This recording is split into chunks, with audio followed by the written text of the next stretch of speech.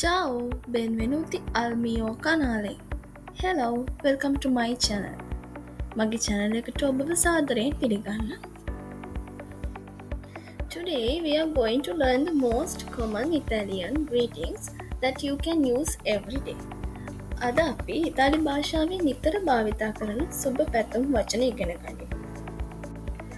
ඉතින් එහෙනම් බලමු අපි මේ වචන මොනවාද කියලා. Ciao, hello, hi කියලා අපි කියනවා ඉතාලියෙන් ciao කියලා. චාව් කියන එක කියන්නේ මිතුරක් හරි කවුරු හරි හමු වෙද්දී අපිට යොදා ගන්න පුළුවන්. You can use ciao for both greeting and saying goodbye to friends. Buongiorno අපි good morning සුබ උදෑසනක් කියන එක අපි ඉතාලියෙන් කියනවා buongiorno කියලා. Buonasera good evening good afternoon සුබ සන්ධ්‍යාවක් කියන වචන අපි කියනවා ඉතාලියෙන් buonasera කියලා. බුවනනොත්තේ good night සුබ රාත්‍රියක් කියලා අපි ඉතාලියෙන් කියනවා බුවනනොත්තේ කියලා. අරිවෙදෙර්චි goodbye ගිහින් එන්නම් කියලා අපි ඉතාලියෙන් කියනවා අරිවෙදෙර්චි කියලා.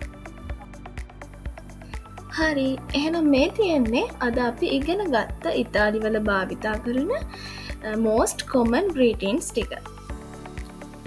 හොඳයි දැන් ඔයාලට ඉතාලි භාෂාවෙන් කෙනෙකුට ආයුබෝවන් කියන්න පුළුවන්.